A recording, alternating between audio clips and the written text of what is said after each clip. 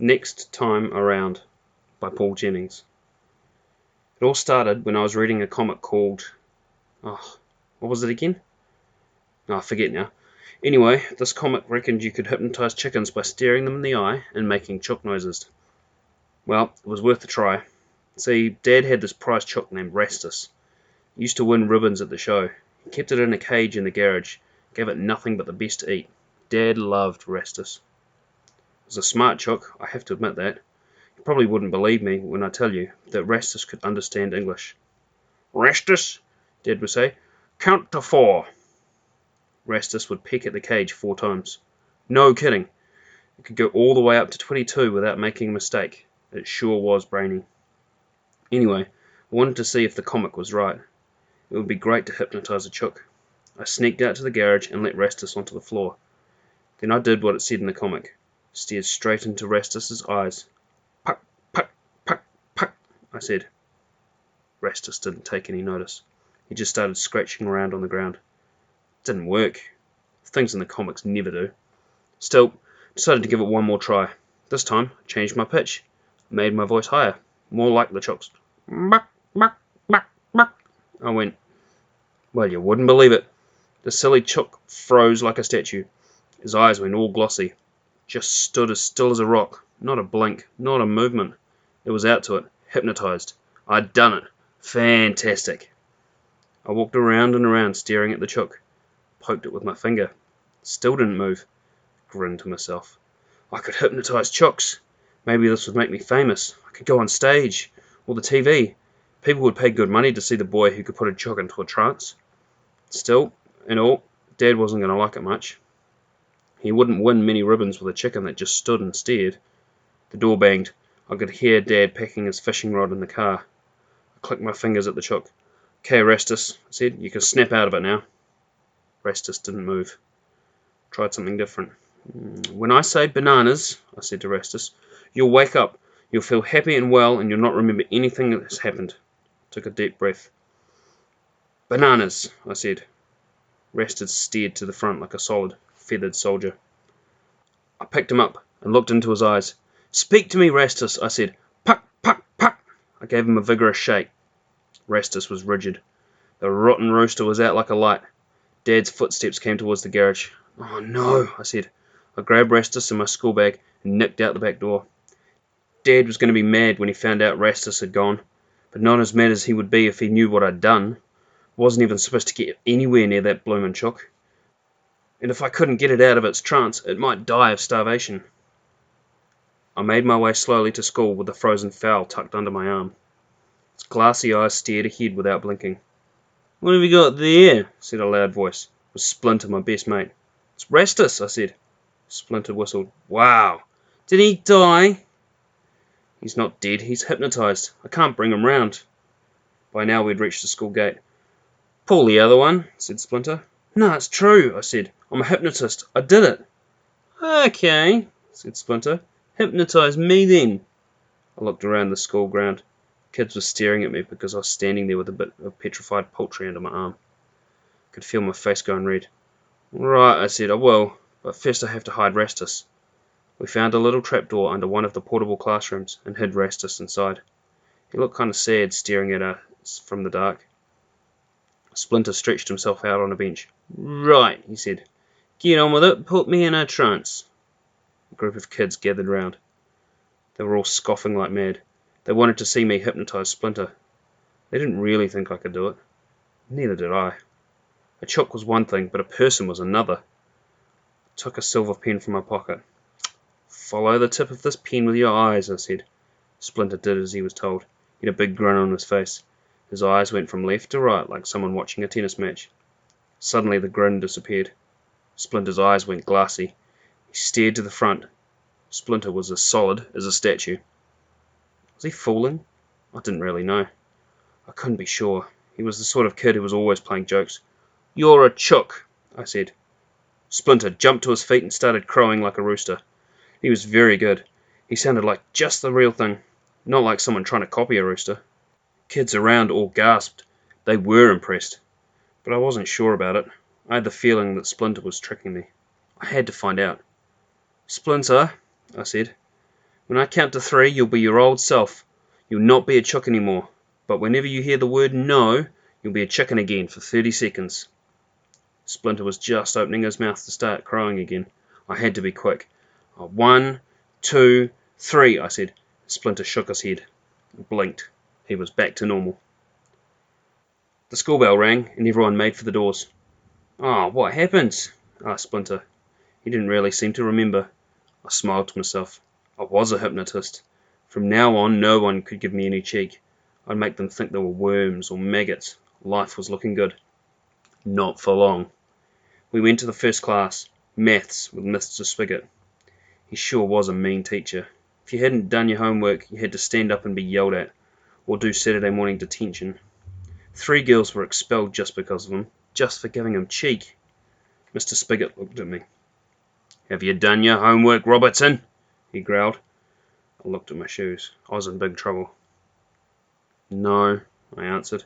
"No!" he yelled. At that moment, Splinter jumped to his feet, as if someone had just switched him on.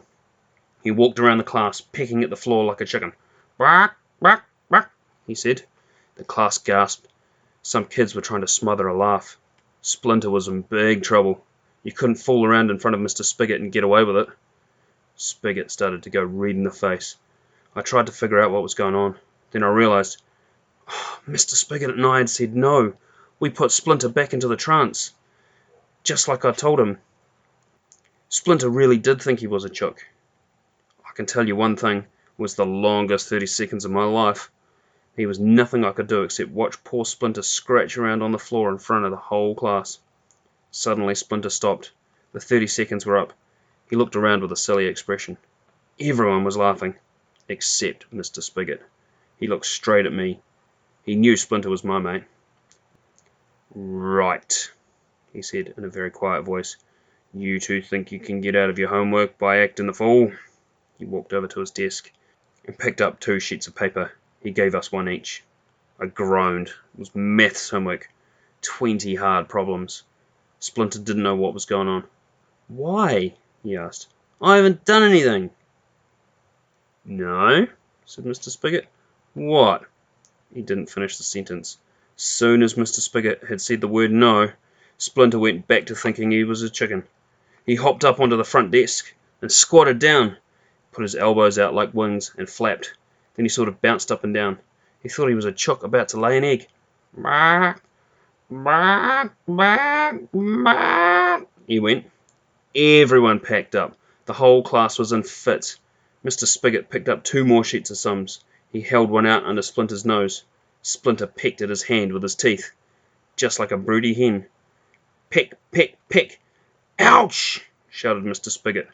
He shook his hand and jumped up and down. Splinter was still trying to lay an egg. Suddenly, he stopped. The 30-second was up.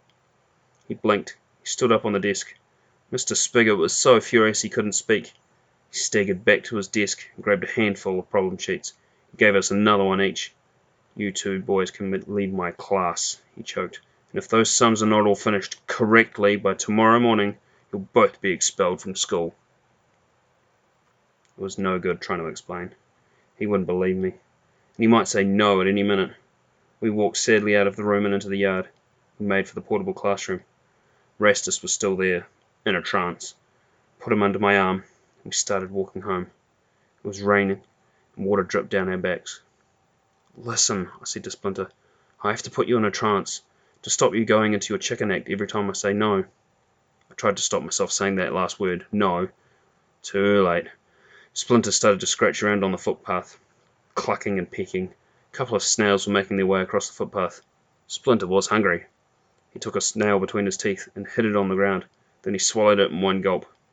He did the same to another, and another. "Oh no!" I yelled. Splinter was eating live snails, and he looked around for more. I had to do something quick, before the 30 seconds were up. "When I count to 3, I yelled, "you'll be your old self again. You'll not be a chook when anyone says no." Then I added something else, just to be on the safe side. "And you'll not remember anything about being a chook." I took a deep breath. 1, 2, 3. It worked straight away. Better than I thought. Splinter blinked and winked. He rubbed his eyes. "Oh, what happened?" I didn't get a chance to answer him. Rastus flapped out of my arms and squawked crossly. He was his old self again, too. Rastus came out of his trance when I counted to 3, I shouted. It was the numbers. He understands numbers. Rastus looks up at me as if to agree. Then he pecked the ground 3 times. Poor old Splinter wasn't interested in the chook. He waved the sheets of sums in my face.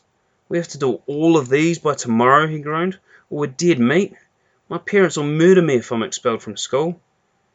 Come round to my place after tea, I said. We'll stay up all night and work on them. Splinter walked home. He dragged his feet as he went. I knew how he was feeling. It was all my fault. Mum and Dad were going out that night, and I had to mind the baby. Mum, I said, Splinter and I have to do homework. I can't mind the baby. Rubbish, said Mum. She'll be asleep. You just want to play records. Homework, that'll be the day. She went off laughing loudly to herself. Couldn't tell her about the sums, or being expelled if we didn't finish them. It'd be like throwing wood onto a bushfire. The baby was asleep in her bassinet. She was only 18 months old, but boy was she fat. She'd only just started to walk. She spent all day eating. Here's Splinter, said Mum. She showed him to the lounge room. Make sure you don't make too much noise. She kissed me goodbye, even though Splinter was there. Talk about embarrassing. The baby snored away, making noises. We sat down at the table and tried to work out the answer to the first sum. Something about water running into a bath at 2 litres a minute and out of the plug at half a litre a minute. You had to work out how long it would take to fill the bath. Strike, said Splinter. How do you do it? Search me, I said. I looked at all the other sums. There were 50 altogether. Real hard ones. We'll never do it, said Splinter. My heart sank. I knew he was right. Tomorrow we would be expelled from school. We tried and tried for an hour, but it was no good. Couldn't even work out one answer. Splinter suddenly threw the papers onto the floor. I'm sick of this, he said. Might as well do something else. This was when Splinter had his brainwave. Watching this show once, he said, about a hypnotist. Could take people back in time to earlier lives. What do you mean? I said. He stared at me. Well, this bloke reckoned that everyone has lived before, only you can't remember it. When you die, you get born again as someone else. If you're really good, you might end up being born as a king or something. If you were bad in a past life, you might come back as a rat. Ugh, don't believe it, I said. Splinter was always wanting an adventure. Let's give it a try, he said. You hypnotise me, see if I can tell you about an earlier life. I didn't want to do it. We were in enough trouble already. But in the end, Splinter talked me into it. You're feeling sleepy, I told him. Straight away, Splinter started to nod off. I was getting better and better at this hypnotism work. You're going back, I went on, back to your earlier life. You're going back 20 years. It's the 5th of April at 8 o'clock. Who are you? It was a long silence. Splinter had his eyes closed. Didn't say anything. He just sat there. It wasn't working. Then something creepy happened. Made the hairs stand up on the top of my head. Splinter opened his mouth and spoke in a slow, deep voice. It wasn't his voice. It was the speech of a man. I am John Rivet, he said. It was amazing. I'd taken him back in time, to an earlier life. I asked him what he did for a job. Fireman, he said loudly. How old are you? 32. He was answering my questions really seriously. I wanted to know more. This was when I made my big mistake. What are you doing now? I asked, at this very minute. Fire! Splinter shouted. No time to talk. Must put out the fire. He sat bolt upright. His eyes were wild and staring. He ran over to the sink and filled up a jug of water. Then he threw it at the wall. It ran down Mum's best wallpaper and onto the floor. Stop! I yelled.